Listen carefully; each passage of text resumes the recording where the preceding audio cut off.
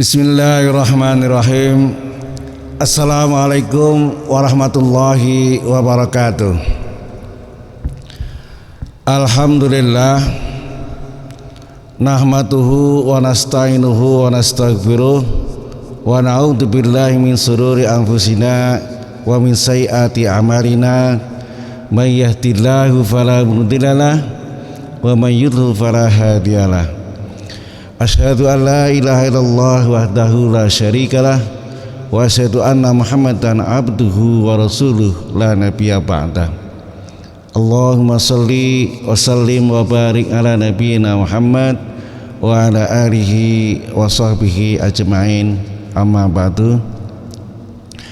Raditu billahi rabba wa bil islami dina wa bi Muhammadin nabiyya wa rasulah. Rabbi zidni ilma warzuqni fahma. Allahumma faqihna fiddin wa alimna ta'wil. Puji dan syukur senantiasa kita panjatkan kepada Allah Subhanahu wa taala. Salawat dan salam semoga tercurah kepada junjungan Nabi besar Muhammad sallallahu alaihi wasallam beserta para keluarga dan sahabatnya serta umat yang setia kepadanya. Hadirin jamaah Masjid Baitur Rahmah yang dimuliakan Allah Subhanahu wa taala, pada kesempatan pagi hari ini alhamdulillah kita masih diberikan nikmat iman, nikmat Islam dan nikmat sehat walafiat, sehingga kita bisa hadir di majelis yang mulia ini untuk sama-sama mengkaji dan mendengarkan apa itu yang dinamakan tazkiyatun nafs. Namun sebelum kita ke sana, tentu kita berbicara dulu apa itu yang dinamakan ikhlas. Ikhlas, niat ikhlas yang sesungguhnya. Jadi pada kali ini kita membahas tentang niat yang ikhlas. Kalau kita berbicara ikhlas, ikhlas itu berasal dari kata-kata khalasa yang berarti bersih atau murni. Sedangkan niat itu merupakan al-qasdu yang artinya punya maksud dan tujuan. Dan ini artinya kita adalah punya maksud dan tujuan secara murni dan kesesuaian hanya kepada Allah Subhanahu wa taala saja, tidak ada lain. Nah, hari ini tentu menjadikan suatu perkara yang penting, dalam kita beribadah kepada Allah Subhanahu wa taala, sehingga maksud dan tujuannya tiada lain hanya kepada Allah Subhanahu wa taala saja. Sebagaimana yang Nabi sabdakan di dalam hadis Bukhari Muslim, disebutkan dari Amirul Mukminin Umar bin Khattab radhiyallahu anhu qala sami'tu Rasulullah sallallahu alaihi wasallam yaqulu innamal a'malu binniyat wa innama likulli imri'in ma nawah faman kanat hijratuhu ila Allah wa rasulih fa hijratuhu ila Allah wa rasulih wa man kanat hijratuhu lidunya yusibuha aw amratin yankikuha fa hijratuhu ila ma hajara ilaihi. Dari Amirul Mukminin, ya, yaitu Abu Hafs, yaitu bapaknya Hafs, yaitu Umar bin Khattab Beliau berkata, Sami'tu Rasulullah SAW, aku mendengar Rasulullah SAW bersabda, innamal a'malu binniyat, sesungguhnya semua amal itu adalah disertai dengan niat. Wa innamal likulli imri'in ma nawah, dan semua amal perbuatan itu bagi setiap orang adalah apa yang telah menjadi niatnya. Faman kanat hijratuhu ila Allah wa rasulih, maka barang siapa yang hijrahnya hanya kepada Allah dan Rasulnya, fa hijratuhu ila Allah wa rasulih, maka dialah mendapatkan karunia dari Allah dan Rasulnya. Wa man kana hijratuhu lidunya yusibuha aw imratin yankikuha, maka barang siapa yang hijrahnya itu karena untuk harta dunia atau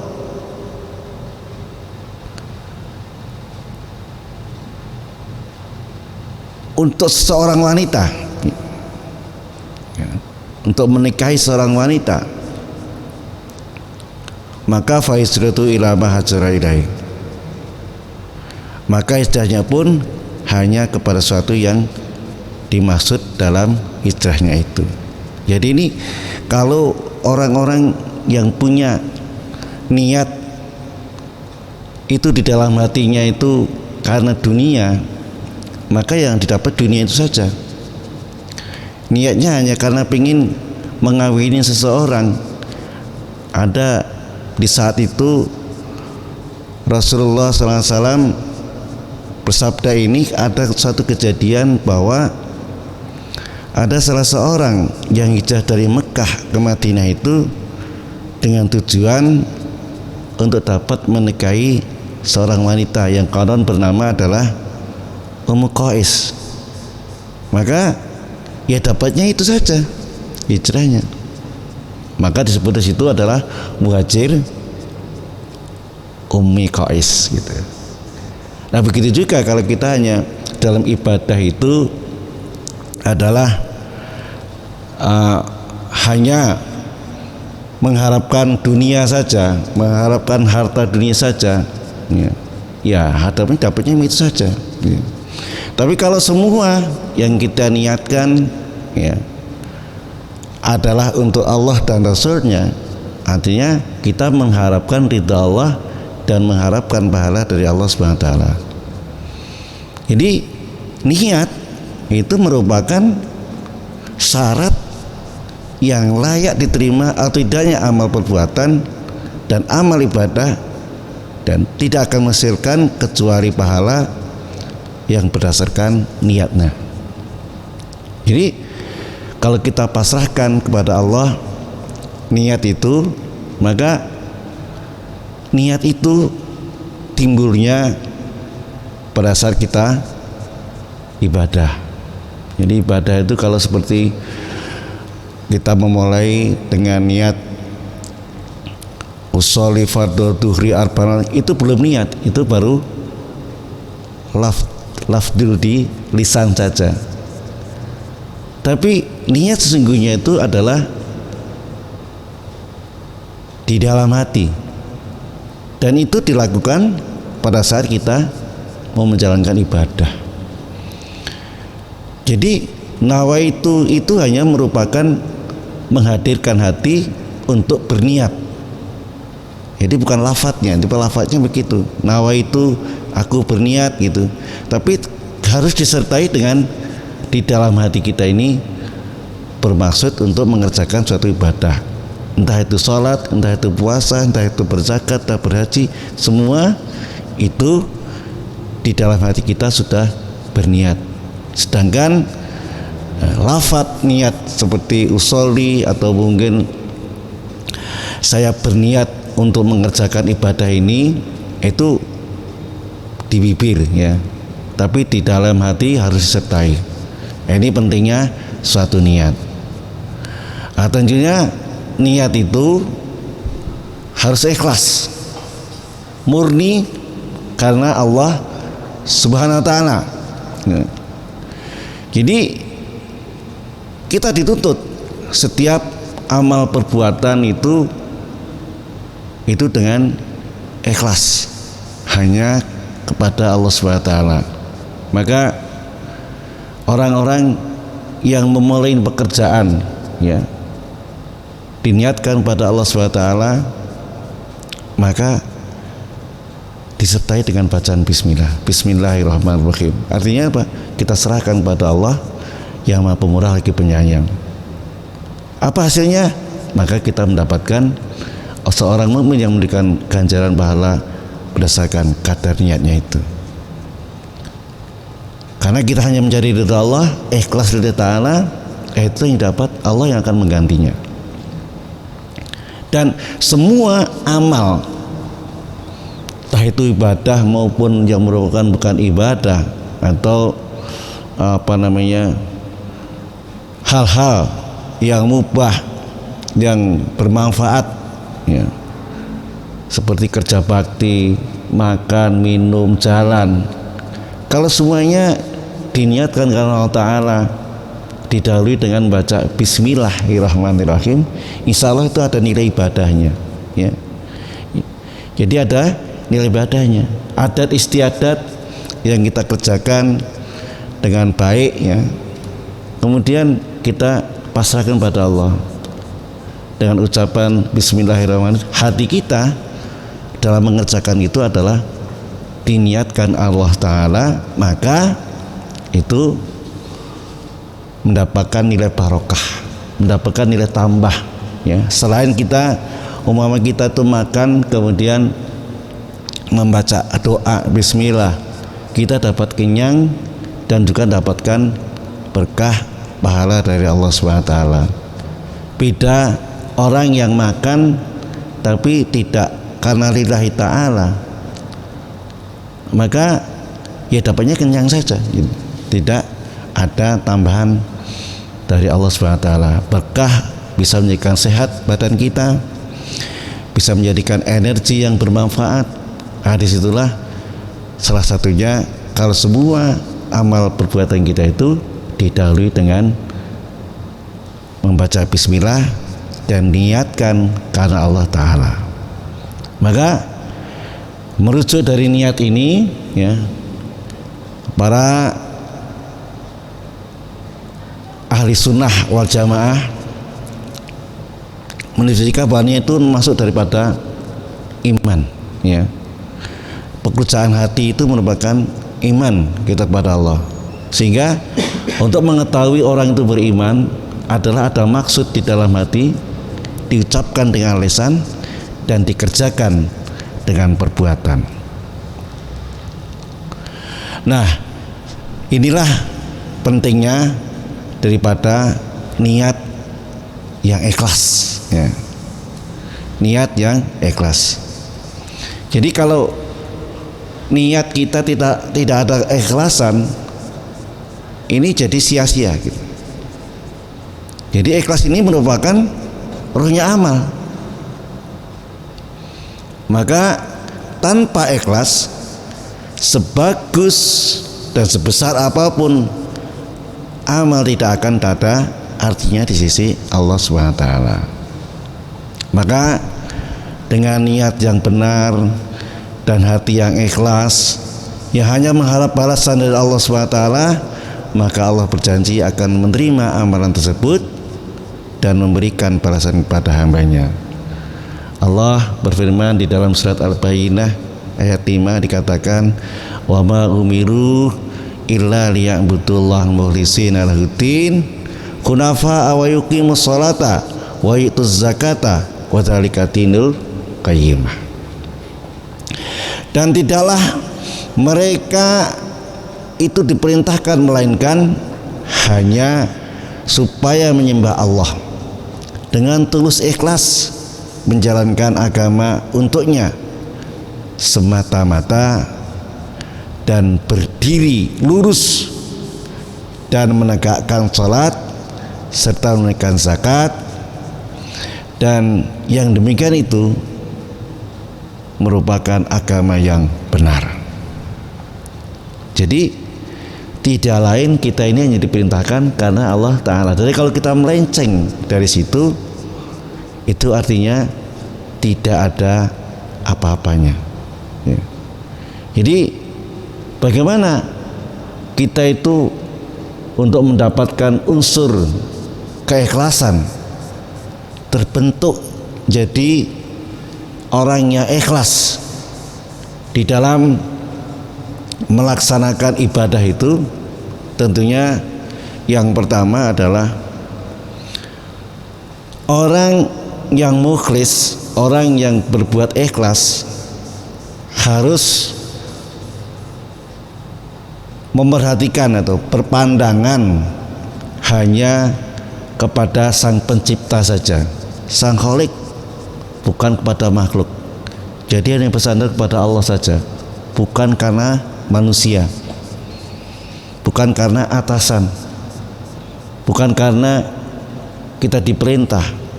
Meskipun kita diperintah, kalau kita menerima dan kita ikhlaskan karena Allah Ta'ala, itu merupakan jadi suatu ibadah ya, kita terima dengan baik. Yang kedua, apa yang lahir pada diri kita bagi orang yang mukhlis itu harus sinkron dengan batinnya yang nampak tersembunyi di dalam hati gitu. Jadi antara perbuatan dan niat itu klop ya, klop sama, tidak berbeda gitu. Jadi jangan sampai seakan-akan perbuatan kita sholat rajin, tapi sebetulnya kita hanya mencari perhatian di dalam hati kita. Ini namanya nggak sinkron. Tapi yang sinkron, hati kita memang pengen sholat dan kita mengerjakan sholat karena Allah Ta'ala. Yang ketiga,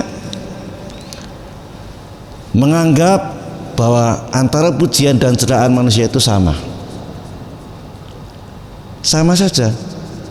Kita jangan bangga dipuji, karena yang wajib dipuji itu hanya Allah Subhanahu wa Ta'ala, dan mengucapkan alhamdulillah, segala puji bagi Allah ya, itu merupakan kesaksian kita bahwa yang hanya bisa dipuji itu hanya Allah. Jadi kita jangan baper gitu dipuji orang gitu ya. Tapi juga jangan cengeng waktu kita itu dicela orang. Artinya dicela itu adalah mengkoreksi daripada kekurangan kita, sehingga kita bisa dapat membetulkan daripada kekurangan itu.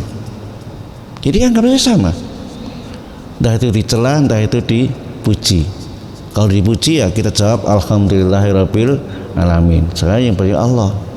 Begitu dicela, alhamdulillah, mudah-mudahan saya dapat merubah daripada kekurangan saya. Begitu diterima dengan baik, dengan hati yang lapang. Itu ikhlas namanya ya. Yang keempat, jadi tidak boleh memandang ikhlasnya itu sehingga takjub kepada diri sendiri, sehingga ketajubannya itu merusak dirinya. Nah, artinya orang yang merasa hebat, merasa dirinya paling pinter, katakanlah gitu, takjub dengan kerjaan dia itu sendiri, maka akhirnya menjadi sum'ah, memperdengarkan kepada orang lain, loh kalau nggak ada saya ini nggak kelar ini semuanya. Nah itu namanya takjub dengan di sini. Ujungnya apa? Setelah takjub kemudian sombong. Lah di sinilah ujung sombong ini dikatakan Nabi SAW, la yadkhulul jannata man kana fi qalbihi misqala dzarratin min kibri. Tidak akan masuk surga orang yang ada di dalam hatinya itu sebiji sawi ketakaburan. Masya Allah. Itu kenapa? Dari hati. Dari hati. Jadi kalau kita sudah ikhlas, tidak perlu kita memamerkan, tidak perlu kita ujub, mengherani dirinya kita sendiri. Akibatnya kita menjadi orang yang pamer dan sombong.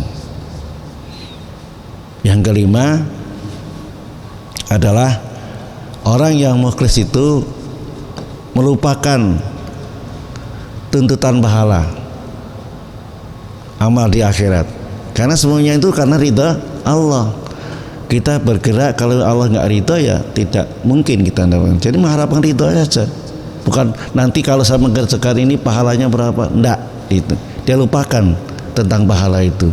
Tapi dengan demikian orang yang mukhlis itu tidak merasa aman terhadap amalnya, yang bisa saja dicampuri bagian untuk dirinya. Menurut pandangan orang mukhlis, amal dikerjakannya itu tidak layak dimintai suatu balasan, dan ia melihat bahwa pahala sebagai suatu kebaikan Allah terhadap dirinya. Nah, ini jangan sampai kita begitu nyumbang masjid gitu ya, kemudian kok nggak dibacain namanya, jadi baper gitu. Itu nggak ikhlas. Mau disebutin mau kagak ya, Allah nanti akan menilai, sudah selesai. Jadi nggak usah gua nyumbang sono sekian loh, kalau mau disebutin sono, itu dari namanya jadi riya di situ. Tidak boleh juga. Tapi bagi orang yang ikhlas, hal yang kayak itu nggak ada, kasih saja, selesai ya. Jadi orang yang ikhlas itu juga akhirnya karena saking hati-hatinya itu takut kalau dirinya itu kesusupan riya ya, kesusupan pamer ya. Jadi memang kadang-kadang kita itu dinamakan bukan riya, sum'ah, memperdengarkan keikhlasan kita ya, dengan tidak sadar gitu, menceritakan amal perbuatan kita supaya orang lain memujinya. Nah, inilah yang menjadikan yang paling ditakuti bagi orang yang ikhlas. Kadang-kadang kita dipancing untuk menceritakan bagaimana sih ya, katanya setiap hari sholat malam dan sebagainya. Nah, itulah lama-lama dia unsur memperdengarkan dirinya bahwa amal dia baik itu agar dipuji orang lain, itu menjadi salah. Maka orang yang ikhlas, kalau toh dia menceritakan amal perbuatan baiknya karena Allah Ta'ala, agar dapat dicontoh kepada orang lain ya, menjadi contoh ya, salah satu contoh, bukan untuk dipuji tapi dapat contoh dalam mengerjakannya itu ya. Nah, maka bagaimana caranya agar kita dapat menumbuhkan niat yang ikhlas? Tentu yang pertama kita harus tahu dulu jadi mengetahui arti ikhlas itu sendiri dan bagaimana kita dalam melaksanakan amalnya. Yang kedua, tentu menambah pengetahuan tentang Allah dan hari kiamat, artinya menambah keimanan kita, ketebalan kita kepada Allah SWT ya, pendapat Allah. Dan yang ketiga, memperbanyak berinteraksi dengan membaca Al-Quran, serta kita ini dengan membaca Al-Quran itu tidak hanya membaca saja, karena di dalam Al-Quran itu menggunakan at-tilawah, yatlu ya, utluma, kita dilakukan gitu untuk membaca, mempelajari dan mengamalkan Al-Quran itu sendiri, sehingga kita lebih paham bahwa semuanya itu dengan banyak interaksi dengan Al-Quran, maka akan kita banyak mengenal dengan Allah SWT. Begitu juga kita banyak memperbanyak amal-amal yang rahasia. Kita beramal tidak perlu dipamerkan orang lain. Beramal ikhlas tidak perlu disebut-sebut namanya. Beramal ikhlas itu istilahnya tidak butuh daripada pujian. Hanya berharap ini amal kita ini dinilai Allah, diridhai Allah, dan semata-mata karena Allah. Untuk itu tentunya kita dilarang atau untuk saling memuji berlebihan itu jangan. Karena yang berhak dipuji itu Allah Subhanahu wa taala. Ya, alhamdulillah. Terus kita kalau dipuji bagaimana? Supaya kita hilang daripada istilah terhindar daripada perasaan ujub maupun riya. Nah, itu tentunya kita andai kata dipuji orang lain, maka kita kembali kepada Allah. Allahu Akbar alaik. Ya, Allahu Akbar alaik. Allah yang Maha Besar itu yang seharusnya dipuji. Maka tidak lupa orang-orang yang hatinya mukhlis itu, ikhlas di dalam mengerjakan itu, ya berdoa kepada Allah agar kita tuh terhindar daripada perbuatan-perbuatan yang pamer maupun perbuatan yang syirik maupun yang jauh dari Allah, sehingga selalu mendekat kepada Allah Subhanahu wa taala. Nah, inilah tentunya niat yang ikhlas itu hanya karena Allah taala. Adapun amalan-amalan yang berdiri sendiri, ya, maka menurut pendapat Imam Mujtahidin, ya, ada hal-hal yang tidak perlu pakai niat.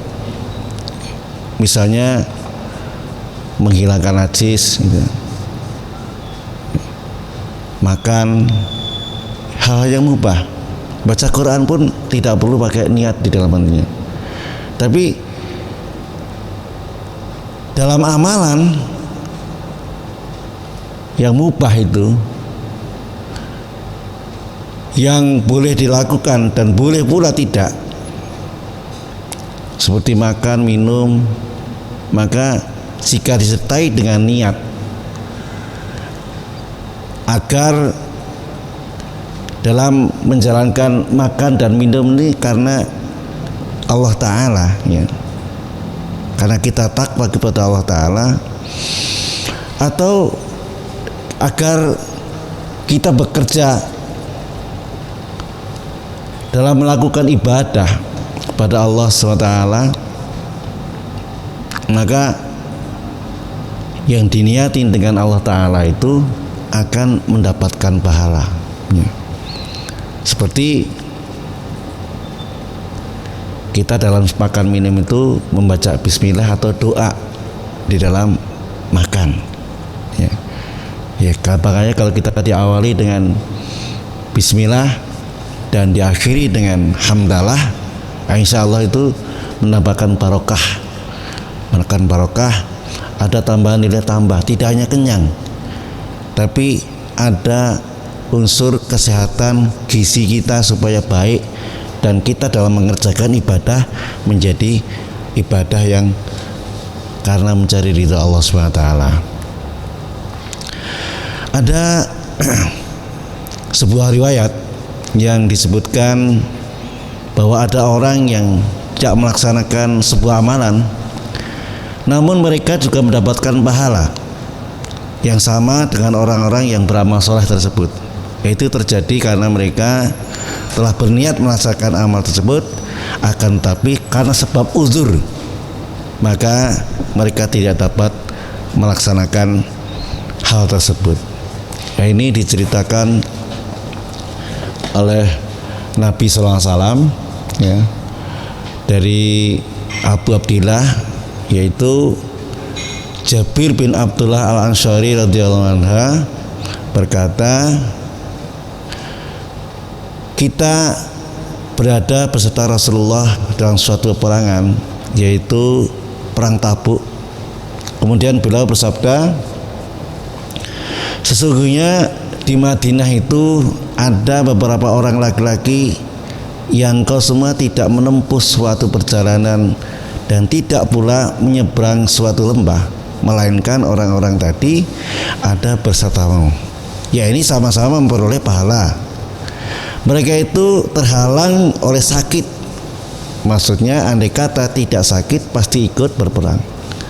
Dalam suatu riwayat dijelaskan melainkan mereka yang tertinggal itu bersekutu denganmu dalam hal pahalanya. Artinya orang yang berniat untuk menjalankan ibadah di saat itu beribadah adalah berjihad kepada Allah. Namun karena dia sakit, dia tinggal di rumah, menyesal tidak bisa ikut berperang dengan Nabi Sallallahu Alaihi Wasallam. Maka sudah dicatat pahala di situ. Maka di sini orang yang mengerjakan punya niat untuk mengerjakan amal kebajikan, maka Allah telah tulis satu pahala. Dan apabila dikerjakan, ya, maka tambah lagi satu pahala lagi. Jadi pahalanya double di situ. Namun kalau kita itu berniat ingin berbuat jahat, berbuat maksiat, maka malaikat belum catat itu. Ya, malaikat belum catat. Tapi begitu kita mengerjakan baru dicatat satu perbuatan. Beda kalau kita tuh berniat untuk berbuat kebajikan, sudah dicatat satu. Begitu dikerjakan maka dapatlah dua pahala. Maka bersekutu atau tolong menolong dalam sebuah amalan juga akan mendapatkan pahala yang sama dengan seorang yang melaksanakannya.